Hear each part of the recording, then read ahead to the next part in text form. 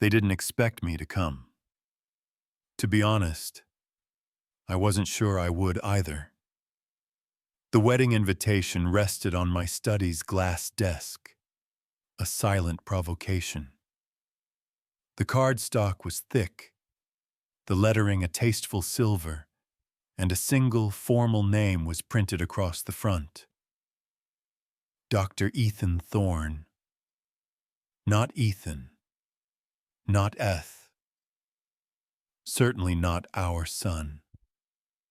Just a title, as if reducing me to my profession made my existence more palatable. 6 years. That's how long it's been since I've heard my mother's voice, other than an accidental voicemail or her name mentioned in hushed, pitying tones at a hospital fundraising gala. No calls on my birthday. No messages when I published a groundbreaking surgical technique. Just a deliberate, curated silence. And now, a formal invitation to my sister Clara's wedding, with a small, handwritten note tucked inside. It contained a single word. Behave. Not we miss you. Not we hope you'll be there. Just a command, as if I were a volatile element they needed to contain. I turned the heavy card over in my hand, wondering how they even got my current address. Perhaps it was a calculated move by my mother, Eleanor, to ensure her daughter's perfect wedding narrative was complete. The disgraced son, making a brief, sanitized appearance in the back row. This wasn't an olive branch, it was a stage direction. I wasn't invited to be family. I was invited to be proof that they had tried. People assume revenge stories are born from fire and fury. Mine began with a quiet, aching curiosity. I wondered if they even remembered the sound of my voice. Outside my apartment window, the Seattle rain tapped against the glass. A soft, persistent rhythm. I watched the city lights blur into watercolor streaks. Down on the streets, people were rushing home, to families, to warmth. They didn't know the unique chill of being erased by the very people who were supposed to be your home. A sharp rap on the door broke my trance. My colleague, Dr. Ramirez, let himself in. "You going?" he asked, his gaze landing on the silver envelope. He always saw more than he let on. "Just received the summons," I replied, my voice flat. He raised an eyebrow. "Is that what we're calling it?" I didn't answer. It wasn't an invitation. It was a challenge, a test of my composure. I hadn't decided if I would walk away from it or walk right into the fire. But I knew one thing. If I went, I would wear my title not as armor, but as a quiet reminder that they no longer had the power to silence me. Virginia greeted me with a polite, impersonal perfection.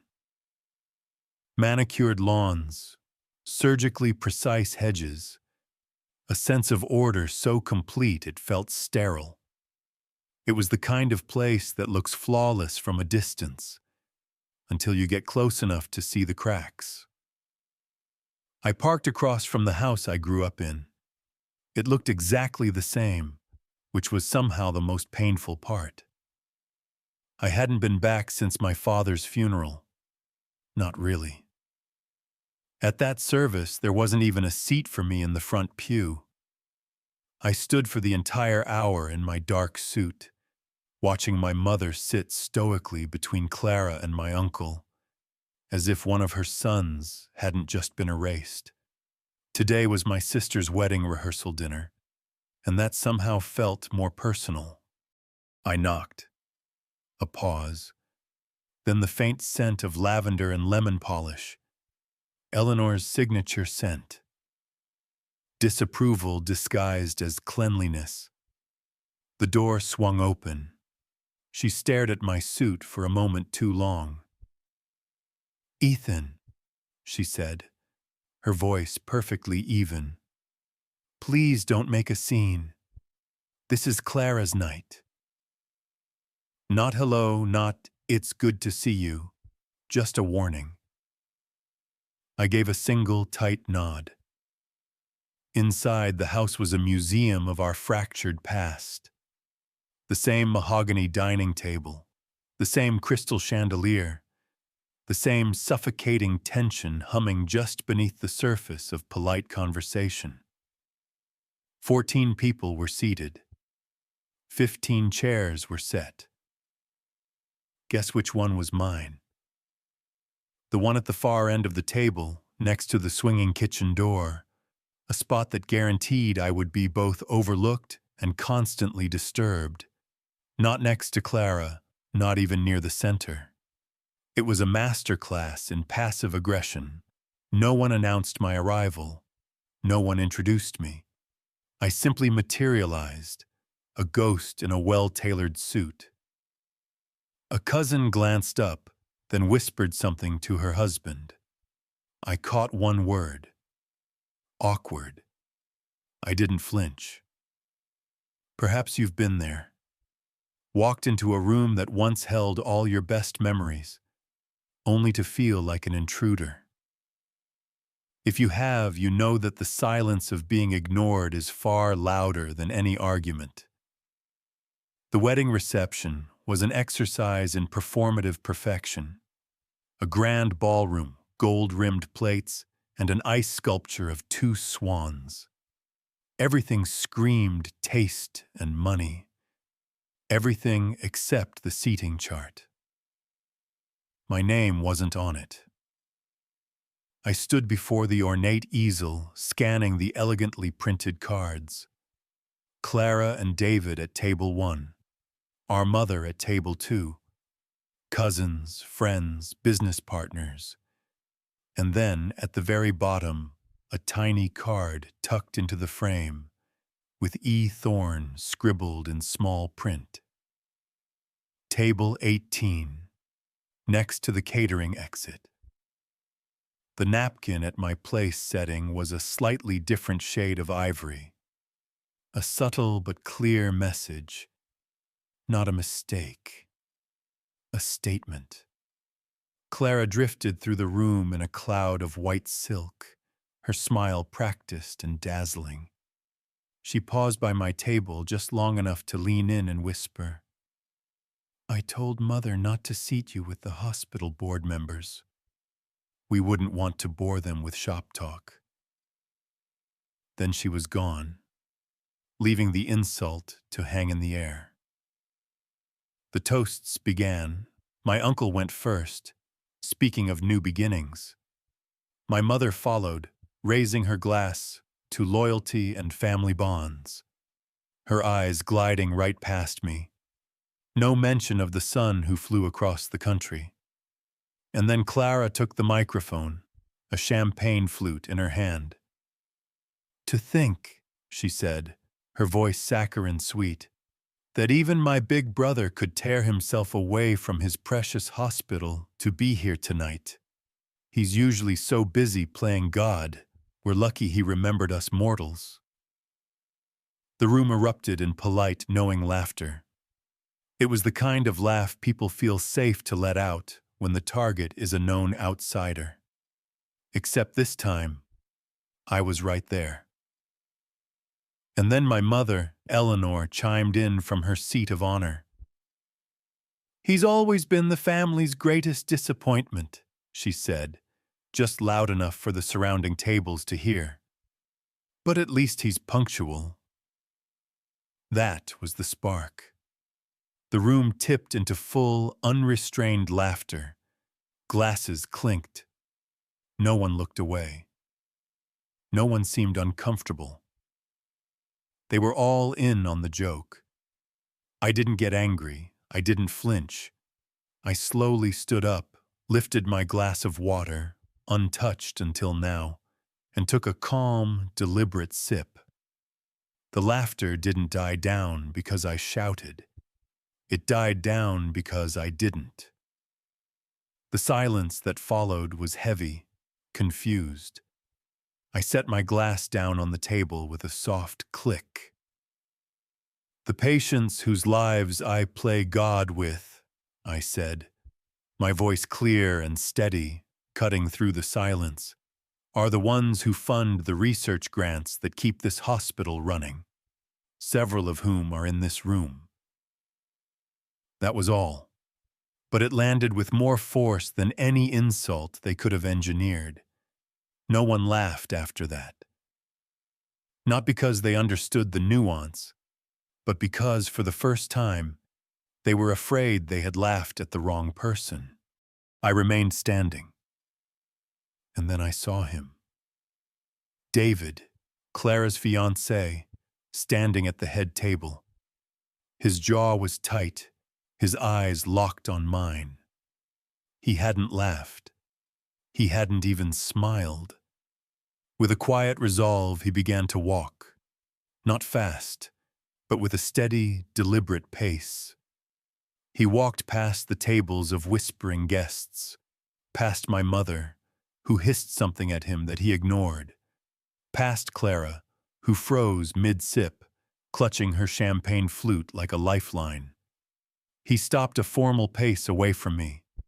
He wasn't a military man, but he stood at attention, and in a voice clear enough to shatter every crystal glass and every lie in that room, he said, "For those of you who don't know, this is Dr. Ethan Thorne. He's the chief of cardiothoracic surgery at Johns Hopkins. He's also the man who, 3 years ago, performed a 14-hour emergency surgery that saved my father's life when every other surgeon had given up. Please forgive my new family's lack of gratitude." You could hear the collective intake of breath. Clara's practiced smile shattered. Her eyes went wide with disbelief. The microphone slipped from her hand, thudding against the floor like a judge's gavel. Then she fainted. Someone screamed. A glass shattered. My mother shot to her feet, her chair toppling over behind her with a crash. But I didn't move. Because this wasn't revenge. This was the truth, and it was long overdue. The ballroom was frozen. Then, from a side table, an older man with white hair stood up. Dr. Alistair Finch, a legendary figure in medicine and a major hospital donor. He raised his glass to me. No words, just respect. Then another, a woman from the hospital's board of directors. Then a third. The power in the room had shifted, not because I had demanded it, but because the truth had reclaimed its gravity. My mother tried to speak. "This is highly inappropriate," but no one was listening to her anymore. The narrative she had so carefully controlled for years had just been publicly dismantled, and the shame she had tried to place on me settled back onto her own shoulders, quiet but crushingly heavy. David gave me a short, respectful nod and stepped back, ceding the floor. I didn't take the mic. I didn't raise my voice. I just stood there in the echoing silence. And somehow, my silence was louder than anything they had ever said about me. The hotel lounge was a sea of hushed tones and dim lighting, a neutral territory for difficult conversations. Eleanor sat across from me, clutching a cold cup of coffee, her posture rigid. "You certainly made your point," she said, her voice brittle. I didn't respond. I didn't have to. "The hospital board is buzzing," she continued. "Clara is humiliated. This wasn't how it was supposed to go." "How was it supposed to go?" I asked, my voice flat, Was I supposed to sit there and absorb the insults quietly? I was trying to protect Clara, she snapped, her composure finally cracking. You were always different, Ethan. So intense, so focused. You made her feel inadequate. Your father's death. You buried yourself in your work. You abandoned us. I was grieving, I replied, my voice dangerously calm. And you used that grief. You told me I was a painful reminder for you. You encouraged me to stay away. You have to understand, she pleaded. I was trying to protect the family's image. My image, I corrected her, or yours. I reached into my briefcase and slid a thin file across the table. She stared at it, refusing to touch it.